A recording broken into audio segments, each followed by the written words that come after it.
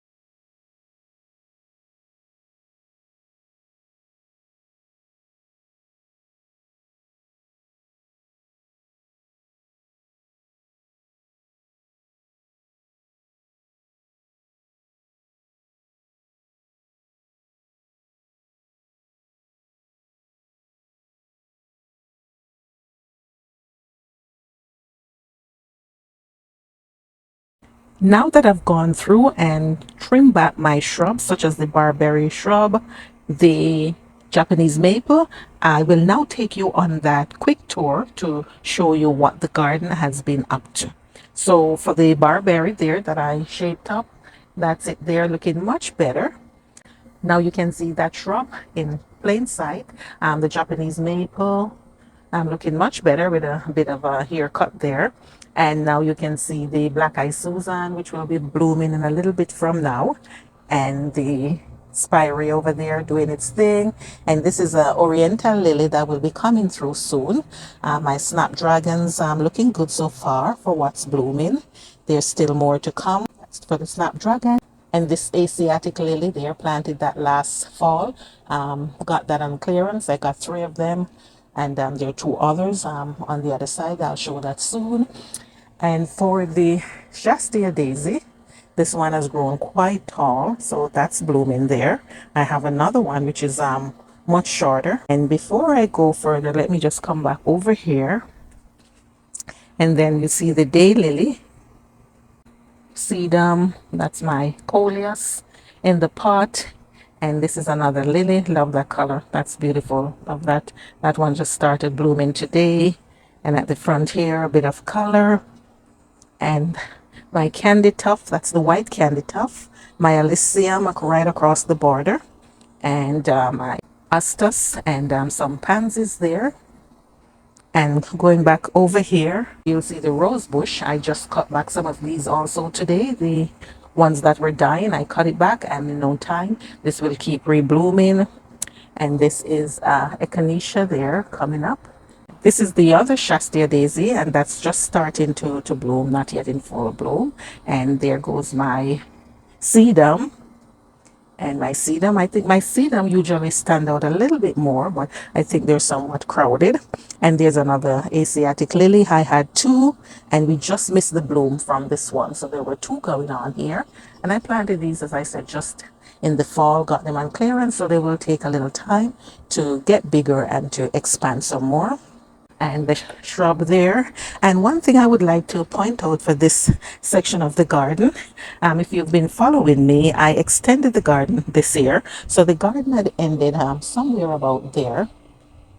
Yes, right by the rock. I even need to move that rock forward. So that was where the garden ended, by the lily. So I extended it all the way to here. So you may notice that this section is a little empty. So right now I'm thinking of getting about 3 or so large annuals to fill in the space for the rest of the summer. Not sure what I'll be getting. Went to Home Depot and their prices were just unbelievable. So I'm still looking around, shopping around.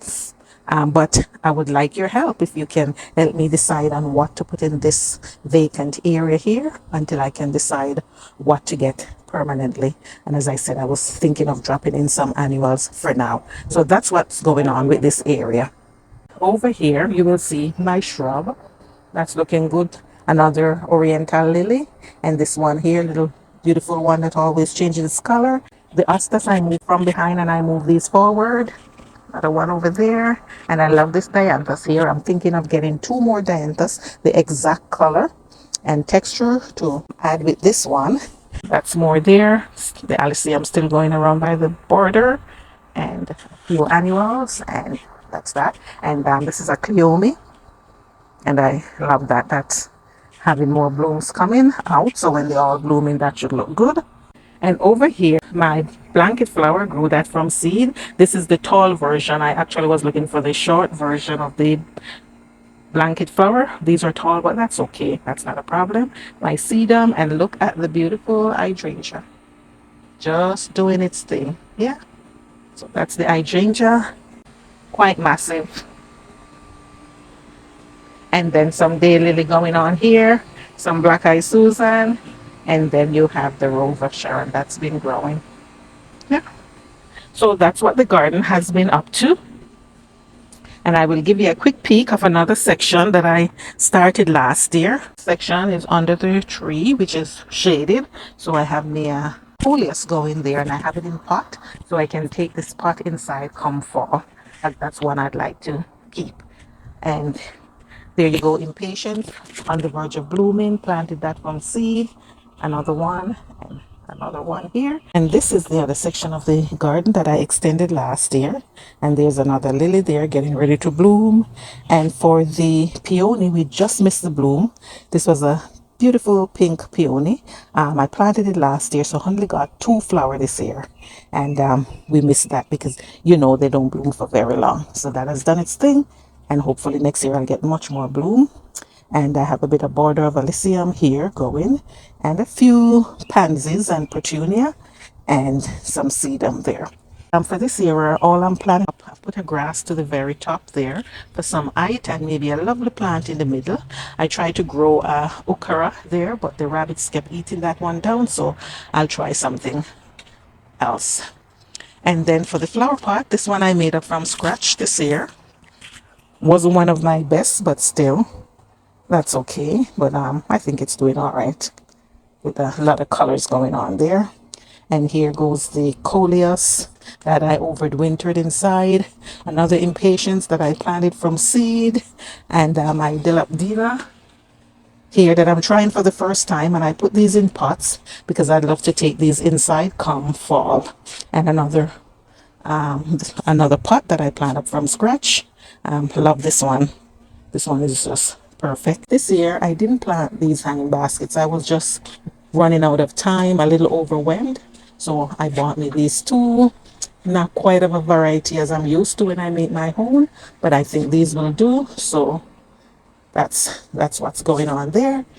And a bit of yellow. I like the creeping Jenny and the yellow. A bit of white and then a bit of purple and with a bit of red to go with my theme. So that's what the hanging baskets are doing. That's what's going on for my front yard flower garden for late June 2024. If you like this video, please go ahead, subscribe to the channel, and I will see you in the next one. Have yourself a great day now. Bye-bye.